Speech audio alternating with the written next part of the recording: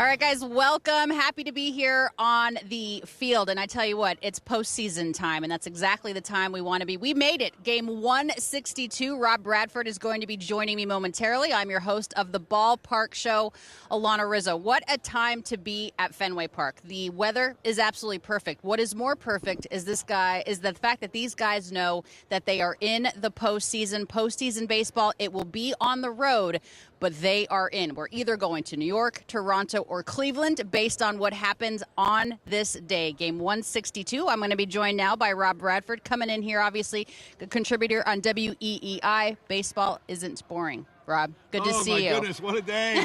What a day. Did you have a hard time getting in the ballpark today? Listen, no. We have a lot of things to navigate today. Including travel for tomorrow. You're packing for about 5 different trips and arranging things, which is great. Because usually this time of year, last couple of years, we have not. It's just fallen off a cliff, and this we move on. Yeah. But this is great. This is great. I had a conversation with our photographer, Stevie D, and the last time he was able to do it was in 2021 on the field because of COVID. Obviously, we couldn't go into the clubhouse. You and I and Stevie D were in the clubhouse on Friday night, and you never take those types of moments for granted because you never know when they're going to happen. Mm-hmm. And it was a very cohesive clubhouse, as you might expect. Alex Cora's over there talking to his brother. He was saying that this is a family, a brotherhood. Mm-hmm. What's the one thing, Rob, you take out of this regular season as this team moves into the postseason? Resilience, perseverance. I think that, that's thrown around a lot with teams, especially resilience. But you look at what this team has gone through, there's no question about it. And when it comes to the celebrations, you know this. In baseball, it is such a long season. You should celebrate every single chance you get. You should celebrate wins. You should celebrate certainly moments like that. So I think that especially with this team, where you've had such a roller coaster, so many opportunities to take the other turn, but they take the turn toward the playoffs. I just think that that was a microcosm of everything that this season is all about. And I know that Detroit celebrated yesterday, and a lot of people were saying, oh, well, listen, you almost collapsed. What are you celebrating? Well, because they made it. Yeah. They made it. In baseball, I just think it's different because it is so difficult. And Detroit could take a collective sigh of relief because they had such a magnanimous lead in the AL Central the majority of the season, and they were really just a couple games away from not making the postseason at all. I had a long conversation earlier with A.J. Hinch about the fact that his guys can finally exhale, of course, and George Lombard, their bench coach as well. But that just goes to show you, Rob, that you can't take any game for granted. You can't take the games in April for granted. No. We always talk about the fact that you can't win a pennant in April, but you could lose a pennant. Imagine if they would have lost 2 or 3 more games early on in the season. So another reason, to your point, to celebrate everything. Yeah, and I think when it comes to that, every game is important, and you got to give them credit for building the lead because it was a historic collapse. I mean, let's make no bones about it. When you have a 15.5 game lead on July 5th and you collapse, that's not great. But you had built in that cushion to have that 15.5 games. And also, as they pointed out, as everybody should point out, no matter how you get in the postseason, Lana, we've seen it in the last few years. The fact is that you can do damage. You can win World Series championships and getting in the postseason in the most weird ways, the most uncomfortable ways, maybe the best way. I don't know. But it has been all over the place. There is no rhyme or reason. All we know is that you get in, and then you go from there. Yeah, I mean, it's a clean slate, right? You hit the reset button. Obviously, in the wild card round, it's whoever wins 13 games first. If you get a first-round bye, it is whoever wins 11 games first. You can see, obviously, Alex Cora having a conversation with his brother, Joey Cora. I can imagine, obviously, a family affair, but he managed his butt off on Friday night. When Kyle Harrison got into a little bit of trouble, here comes the bullpen. 7 guys, I believe, it was 6 or 7 guys coming out of the Red Sox pen. He wasn't waiting, and he managed to perfection in that game. It seems like the bigger moments are where AC shines. Yeah, well, people say, well, what are you the most confident in with this team, right, going into the postseason, starting pitching, relief pitching, lineup? I'll say it's Alex Cora. And what we know of what Alex Cora is in the big moments, which is 2018, 2021, and even the other night, which is that is when he has been at his best. That's just a fact. Until it's different, then that's what we know. We know that this guy thrives in the biggest games. I mean, Alana, I had never seen a manager on a heater like Cora was in 2018. That was incredible. And you go back to the other night, and I think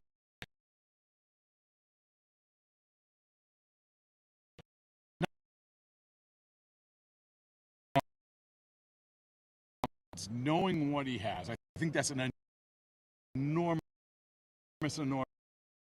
part of this. 'Cause that's not easy, because you've got young players, you've got guys filling in. You don't have Roman Anthony. You're trying to fill the lineup and everything else. But I think as we head into the postseason, he has a really good grasp on what he had. I think that manifested itself. You talk about knowing what you have, like where Alex Cora manages the best in the big situation, ricocheting off the wall outs, pinch hit for. Yeah, and 3 walk-offs, you're doing something right. You're living right, because they just needed someone to make contact. And at that point, Sedon wasn't making the contact like they had hoped. Now, you get in that situation again in the postseason, it might be a different story, because this is another great thing about the postseason. We have people emerge who are like, wait a second. This guy, as all of a sudden has 1,000 OPS, hitting 500. Kike Hernandez back in 2021. Yeah, Jackie Bradley wins the ALCS MVP for 3 home runs in 2018. Like, all these things, you just don't know. And if you're going to try to identify one of those guys, like it could be, I would say absolutely Rafaela. All right, who is that guy in the starting rotation or in the bullpen that maybe hasn't quite emerged yet, but absolutely could? Yeah, well, see, I want to default to a guy like Garrett Whitlock, but when Alex Cora says you already have the best 1-2 punch, like there's no like subtleties about that. You've already expecting those guys to be there. But I'll go with a guy named Conley Early. I mean, I think that, and not necessarily even as a starter. We're looking for who is going to be the starting pitcher who could potentially help out in the bullpen. Toronto has a guy named Trey Savage. Oh, he pitched great yesterday. Right? Got his first big league win. And who would be surprised at all if all of a sudden they're using him in high leverage situations out of the bullpen or a big start or something like that. So I think that you have these guys who like that, these young players, and we say they're young players. Well, it is what it is, man. Like, it is what it is. You know, the rubber meets the road. Yeah. One guy Put it that on a bumper sticker. Put it on a T-shirt, AC. One guy that is not a young player but is playing like a guy that hasn't had all the miles on the arm is Aroldis.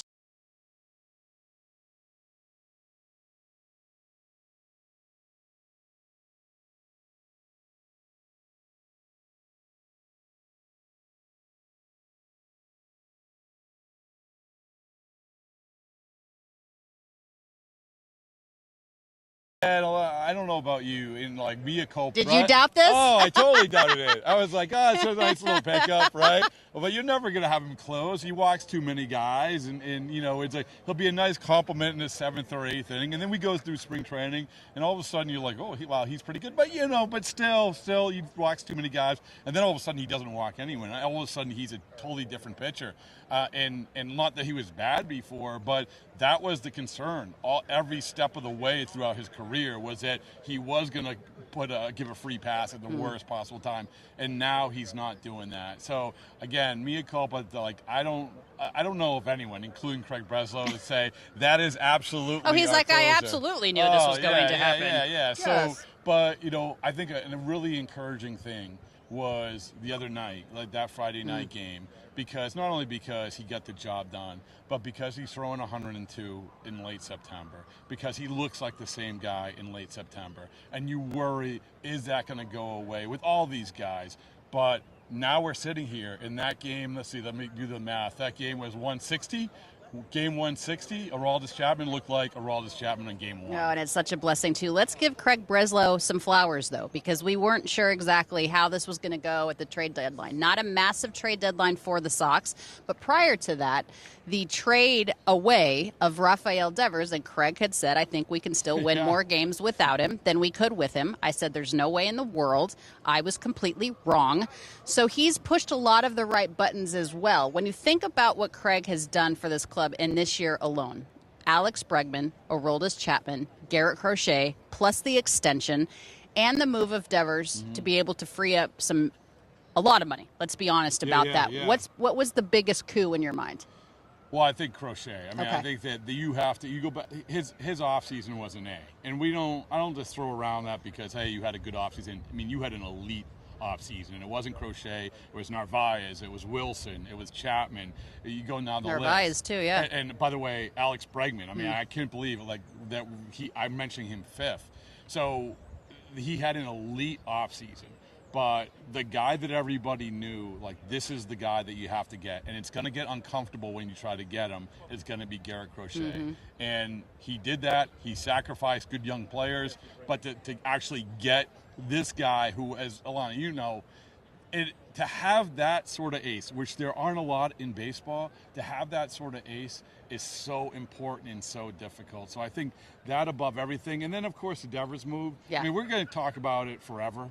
But ultimately, I'm with you. I'm like, oh, that quote's going to come back. That's going to be like the Heim Bloom underdog quote from a few years ago. But at the end of the day, they made the playoffs. So science would suggest that he was probably right.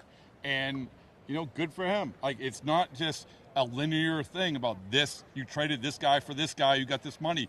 It's about winning. Let's not forget that. However it worked out, they have landed here without Rafael Devers. All right, quickly before we go to break here, Rob, we could either be headed to New York, Toronto, or Cleveland based on all what happens on this final day of the regular season.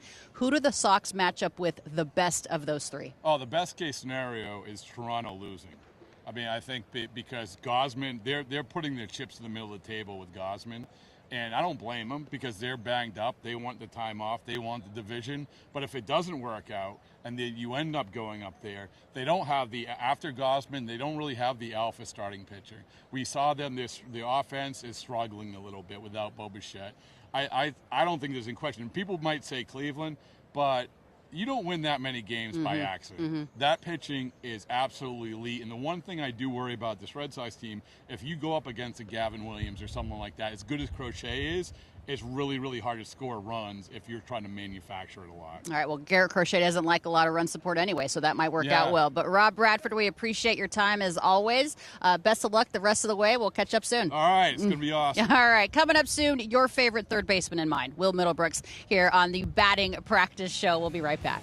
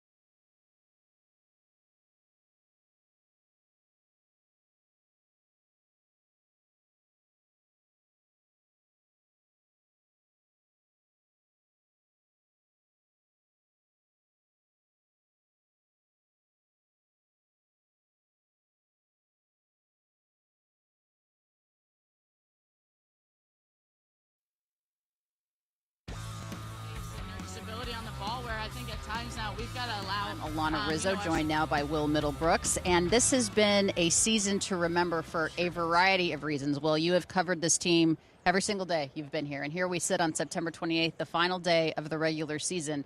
I know it seems hard. We haven't really had much time to reflect. But if there is a moment of the season that stands out for you that is not Friday night, what is it? Oh, my gosh. Well, so many big moments. You did put me on the spot. Did I put you on the spot? I mean, the Sadon walk-off homer in the City Connects a couple months back.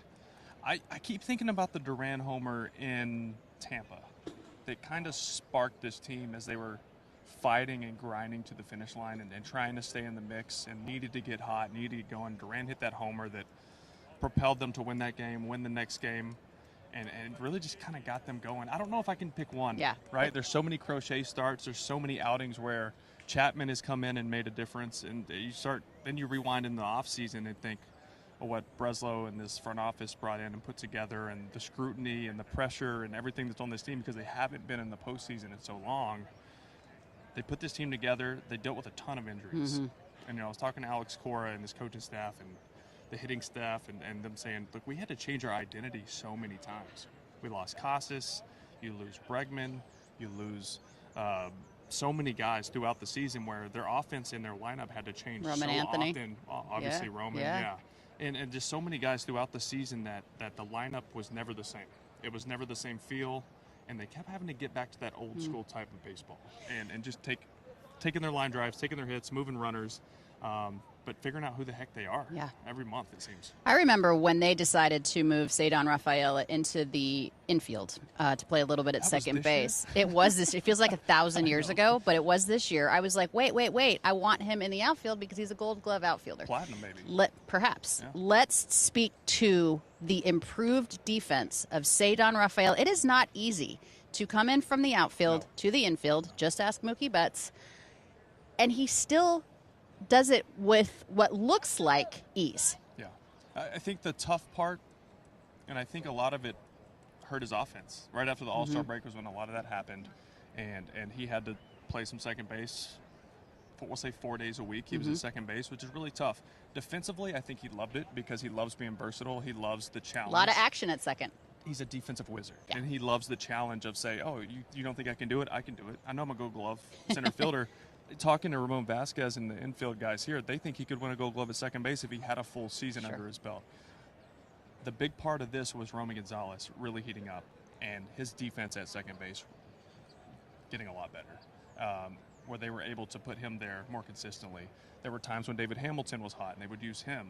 And so it really allowed to push Sadon back on the grass where he belongs and where he makes such an impact on this team. Jarren Duran, we spoke of the big home run in Tampa Bay that kind of righted the ship, if you will. And I don't know what I'll remember the most about game 160, I guess it was on Friday. The unbelievable, Magellan-type catch in the outfield that saved bases loaded, bases loaded, saved probably at least 2 runs, if not 3.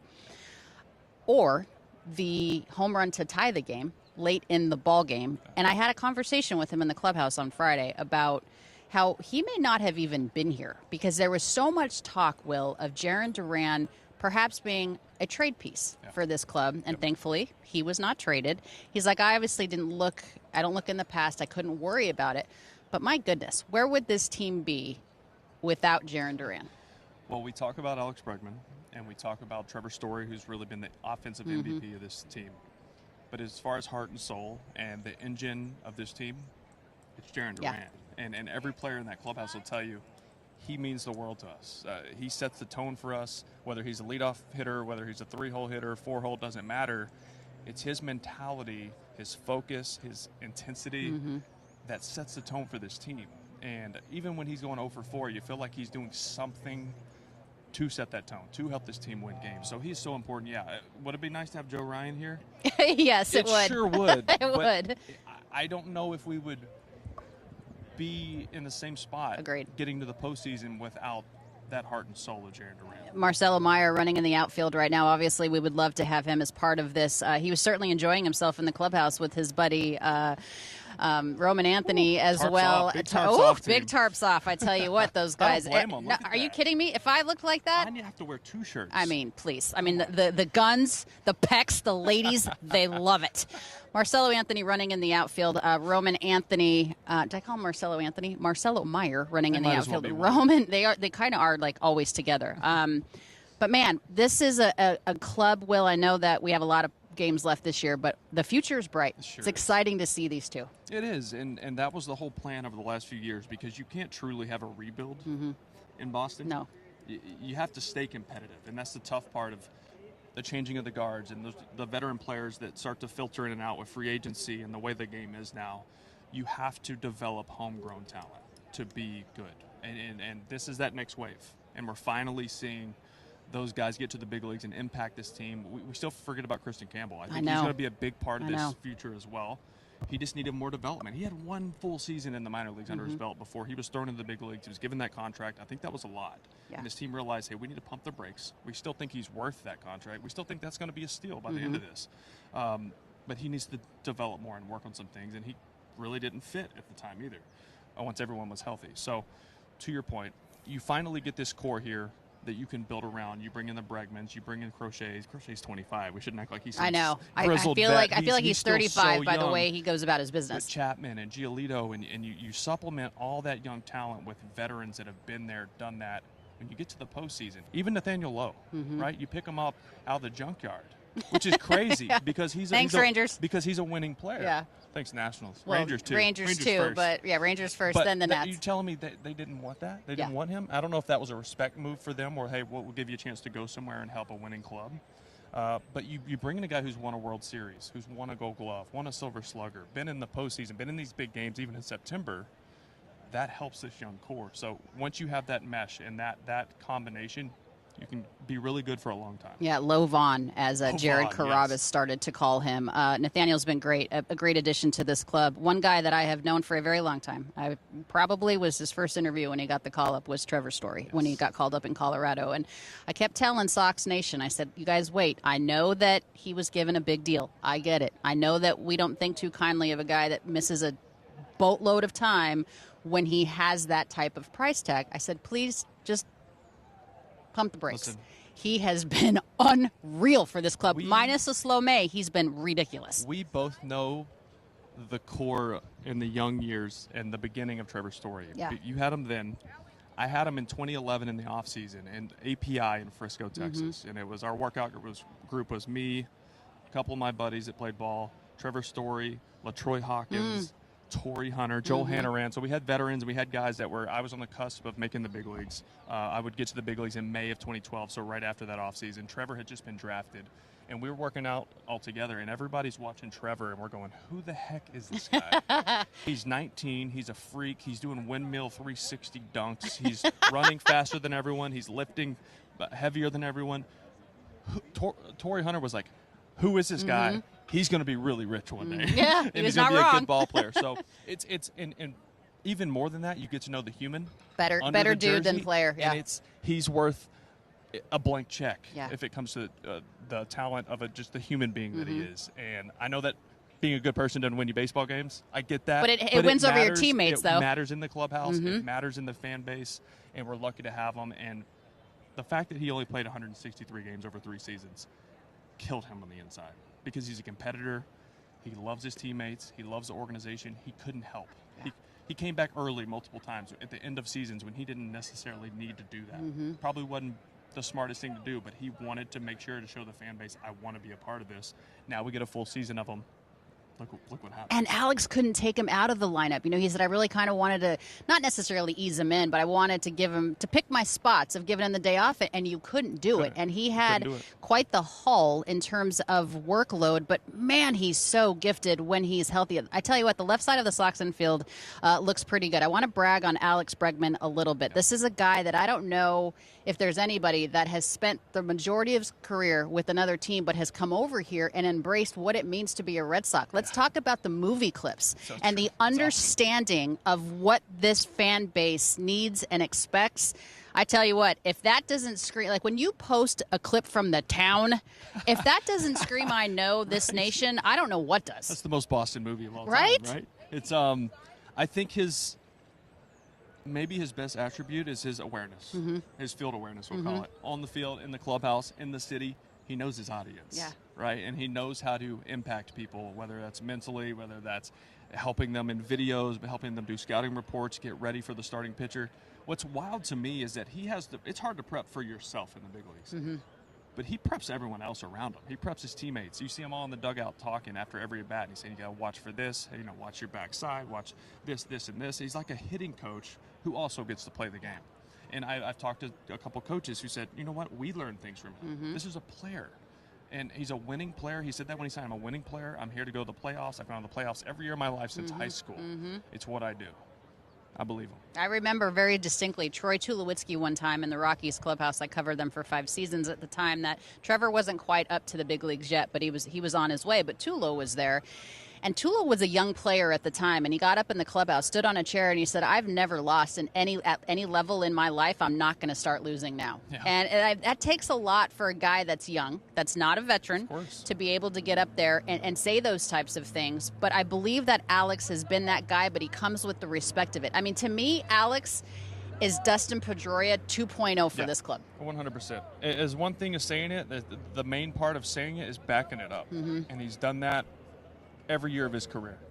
He'll stand up on that chair. Yeah. He'll tell the boys, hey, we got to go. We got to do X, Y, and Z if you want to win. And then he'll go out and show you how to do it. And that's the most important part. There's a couple of guys on this club, you talked about it in terms of impact players, that weren't even here last year. And I can't imagine that their teams gave up on them. And that's Carlos Narvaez and Romy Gonzalez. Tell me the White Sox couldn't use him? The White Sox could use me right now. Okay, let's be honest. But the point is, I don't understand what what did they not see in Romy Gonzalez? I mean, 2 real nice impact players for this club. Yeah, and I think Romy really never was given a full chance over there. Right, they saw him as maybe his ceiling as a utility role player, and with injuries and the way that baseball goes over 162, he got an opportunity here to not just play against lefties. He took advantage of that, and he's hitting over 300. He's getting big hits in big spots. He's playing great defense. He's playing multiple positions, and he's a great teammate. So some guys get tabbed and labeled as utility players and role players early in their career, and other teams believe it, and they never give him another chance to be an everyday player. Well, he got it. He took advantage of it. He's probably going to be an everyday player for the next few years until he proves otherwise. And Carlos Narvaez, I mean, thank you. We're happy to have him. We'll take any place from the Yankees, anybody. Garrett Whitlock. Thank you. Yeah. No kidding, right? This is a guy that has fit in seamlessly and has called really good games. He understands his players. He's so grateful, too, to be here. And you can see that. You heard it. You guys had the interview with him, I believe, on Friday on radio on WEEI about just how grateful he is to be here, right? So emotional. I mean, that says a lot. Well, it means a lot. I mean, baseball is so monotonous and repetitive, and you go to the field, you do the same things every day. The games and the results are different, but the routine of everything is the same. And you need some extra driving force. And for him, he had a tough road to get here. He didn't know if he was ever going to be an everyday big leaguer. And he got their opportunities, and it's so nice to see. And I hate how rare it is at times. Maybe not in this clubhouse because we have a lot of good guys, but guys actually fully grateful and thankful of where they're at and being in the moment and just grabbing the bull by the horn and horns and just getting after it. He's not a rookie. He doesn't feel like a rookie. He's so mature, and you hear that from vets on this team, and they don't treat him like a rookie because he's earned that. Yeah, I don't feel like he is either, but you know better than anybody, Will, how quickly this game can be taken away from you. Oh, yeah. And Narvaez is a guy that exemplifies gratitude. I'm grateful that we hopefully get 13 more wins and we have the opportunity to watch a postseason team. Best of luck, as you, I know, are covering every single game. Appreciate it. Hey, cheers. All right, cheers. We'll be back right after this. Tom Caron celebrated 30 years. He's still working. Can't get rid of him. We'll be right back.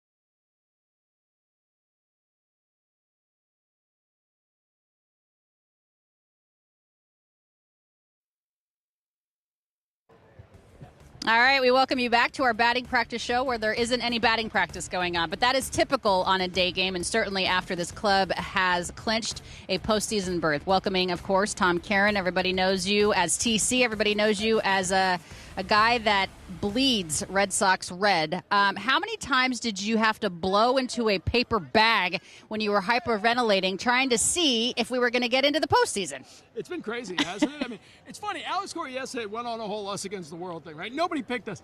And that's not really true, because back in February, March, a lot of people were picking the Red Sox, right? Once Bregman signed, a lot of people said, okay, this team, and then the season started. And then, you're around mid-season and you're hovering to tread water around 500. You trade away Rafael Devers, a franchise-type player. And Craig Breslow says we're going to win more than we would have otherwise. And it says, that might be overselling it, but he was right. And here they are. And not because Rafael Devers was a problem. He wasn't.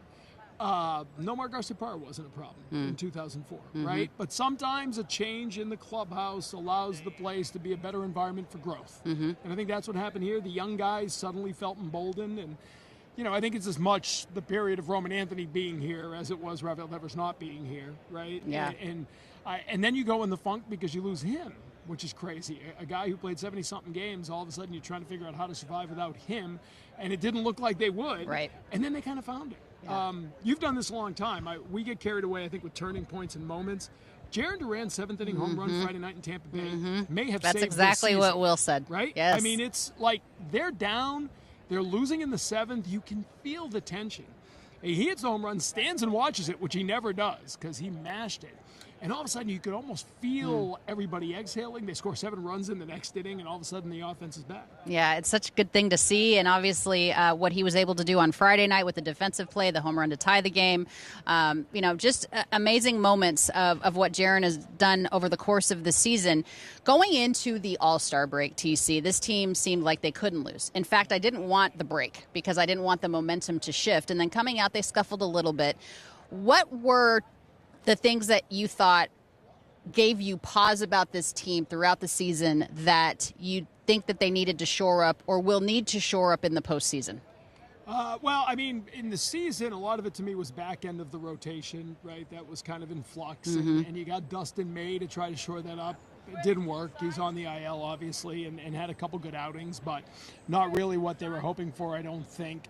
And that was a problem. Not as much of a problem in the playoffs. You don't need 5. Yeah. You'll need a 4th, and man, Connolly Early kind of looks the part right now. I like him a lot. He's got swagger. He's got 6 pitches. It's not just that, we've seen so many young guys across this game come in and dazzle with velocity, and he's got velocity, but he's got everything else, which they don't always have at a young age. I still think the offense is streaky, kind of hot and cold, especially the back end. The good news is Rafael is on one of his hot runs, and he can just make that last a month. Yes, that would be great. Yoshida's on fire, and that's been a big addition. I think you need Abreu back because we're talking to Alex Bregman on it on 310 to left last week, and the playoffs are in a lot of ways keep the line moving, base hits, right? Not swing for the fences, but home runs win playoff games. Yeah, I know right? it. Like I you know got to get guys on base. Like solo homers won't do it, but 3-run homers will win you playoff games, and they don't hit a lot of home runs, and that's a concern against the Yankees or the Blue Jays who do hit home runs. So I'd like to see a little more power. Abreu will help with that. I like what Early is becoming as a 4th starter, though you don't need that in the first round at all. You only need 3. I'm worried about Bayo going into the playoffs because September hasn't been good, and you wonder if it's fatigue. I'm worried a little bit about Giolito because he doesn't like pitching on a lot of rest, and he's going to have like a week and a half rest. It's going to be a lot of rest. So I've been doing this too long not to worry about everything. Well, you have to. I mean, that's your personality as well. So Peyton Tolley probably coming out of the Sox bullpen. He's, to me, Garrett Crochet 2.0. Connolly Early. It's hard for me to say. Connolly Early. There's a lot of L's, a lot of Y's. Speak to the strengths of both of those guys. Why is Early a better pick for the 4th starter and Tolley better coming out of the pen? Yeah, and I will have a totally different answer for this next March, okay, when Sure, we're talking about the season. But course. this playoff run, I liked Peyton Tolley yesterday in that 1 inning, air it all out. He even kind of said, turn off your brain and just throw. Yeah. And that you usually, I don't want to hear that. I have a pitch, don't throw. But for 1 inning, go ahead, throw. And how often have we seen that? Red Sox fans remember David Price coming in for the Rays in 2008 and just shoving in that ninth inning. And so I like Tolley as a weapon, because you've got 3 with Slayton now back to form, and Whitlock and Chapman, obviously. But you need 5 innings in the playoffs, right? Because you're going to pull a starter in the 4th or 5th if he gets in any trouble. And now all of a sudden, I think Tolley could be a 5th or 6th inning weapon. And I like Early because, like I said, he comes out and throws everything right away. Like, you see hitters going back to the dugout kind of with a little bit of a confused look. Like, I didn't think that was coming. Hitters are so good today at predicting a sequence. And when a pitcher can completely befuddle you because he doesn't go anything according to script, and Early seems to do that early and often when he takes them out. When I had a conversation the other day with Jonathan Papelbon and the Hall of Famer Jim Rice on the pre- and post-game show, they're always talking about connecting at bats and kind of passing that baton. And oftentimes when the Sox offense wasn't going well, it was because they were taking too many individual at bats, 1 through 9. Speak to how much a connection and every guy having a connected at bat makes a difference in the postseason. I was obsessed with strikeouts early in the season, and to the point where Alex Cora was like, well, you've been telling us, like, he's, because I tweet it all the time. And I've stopped tracking it because now they're in, and I have to go back and update it. But the difference between striking out 10 or more times and not is staggering for this team. 20, 30 games over 500 when they don't, 10, 15 games under 500 when they do. And they did that a lot at the beginning of the year. It was kind of an all-or-nothing approach. It is the new age, right? Yeah. Swing hard, drive home the run or ball in the strikeout, air, doesn't home matter. run or Yeah. strikeout. They got away from that, which is good. I think Pete Fatsi did a really good job, and Alex Cora and the whole group, getting this team to buy into a more simple approach, a line drive approach. Bregman talks about that a lot. Like, keep the line moving, as you said. I think moving Bregman to 3 was a really smart move by Cora, because when Roman Anthony was here, and I could be completely wrong, but watching Alex Bregman, it feels like he's kind of an old school hitter. He likes to watch the first guy get 7-8 pitches, which Roman Anthony was doing all the time, and then he can go up. It was different with other guys there. Story kind of gives you that at-bat before Bregman. So now Bregman, I think, is just in a better place, a better mindset when he goes up. So that's a long answer to say, I say on the one hand that they need to hit more home runs in the playoffs, and I say on the other hand, don't worry about hitting home runs, just hit line drives. But Jim Rice loves to say, if you hit a line drive well, it'll leave the park. Like, you don't have to have everything be an uppercut, dramatic Elevated, launching. sure. Let me ask you this question. When you're considering going into this postseason, is there somebody that may surprise our viewers that may get left off of the wild card roster just based on matchups? I was surprised that Chris Murphy got optioned today. Yes. Right? And Jose De Leon's up? Okay. Got called up. I assume he's starting. I thought, Murphy looked really good. 3 innings yesterday with probably a hangover, which isn't easy. It was hard enough to do the pre- and post-game show yesterday. These guys went out and played. So that's a surprise to me right away. Somebody in that left-handed relief group is going to be left off. Like Romy or Refsnyder, you think? Or? No, I was saying pitching. Oh, pitching. And Okay. somebody else, I think. Okay. How many lefties do you need? And I also think, and he hasn't tipped this away, but just looking at rosters, been doing this the last couple days, I don't think you need 13 pitchers for a best Not of 3 for the series, first round, sure. right? So sure. A pitcher gets left off, right? And then that lets you bring an extra hitter. I think a surprise will be, I don't know that you carry Eaton and Hamilton. So one of them. Speed. You need probably, speed, right? Just one guy. I don't know if you need 2. Okay. Right. And I think if I'm Cora, I wouldn't mind bringing back Ali Sanchez, so that I can pinch hit for a catcher late in the game and have a third catcher available. I was having a conversation with Roman Anthony on Friday night, and obviously he's on the IL, which it turned into bad vibes only when he went down. If asked Jared Carrabis, the season was over on that moment, on that day. Not that he overreacts. Never. But wild card, probably not likely.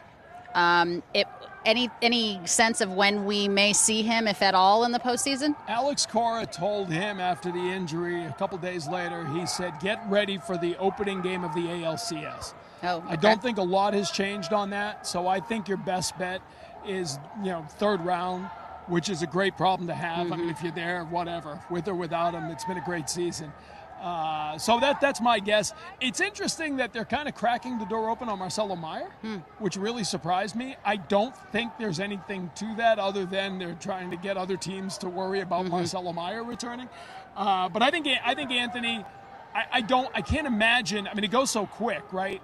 We're sitting here on Sunday. If you win the wild card round, game 1 is Saturday. Right. So I can't see Roman Anthony ready for Saturday.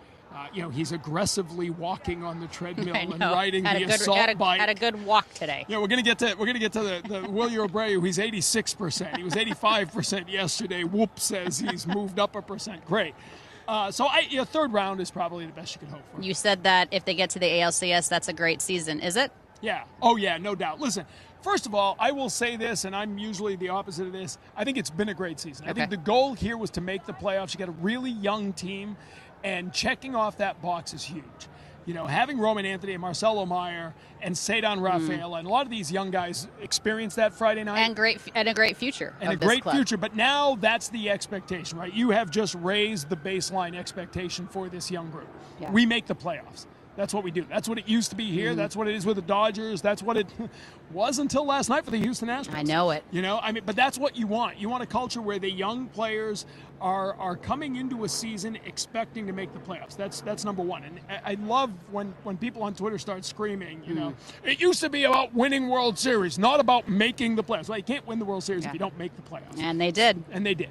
So I think it's been a successful season. I think you can debate whether or not it was a successful enough season if they lose this first round. Okay. I think they should win the wild card. I think they're a good enough team to win they're a good enough team to go to the World Series. Yeah. I think Seattle worries me now. They've hit their stride. They made some great moves at the deadline. They are the team in the American League to beat, I believe. All right. I believe the Red Sox have as much of a chance as anybody else to get there. All right, Tom Caron, you heard it here. We appreciate you guys for being a part of this batting practice show. He's going to go take some cuts in the cage right now. All right, guys. Enjoy the game this afternoon. Enjoy game.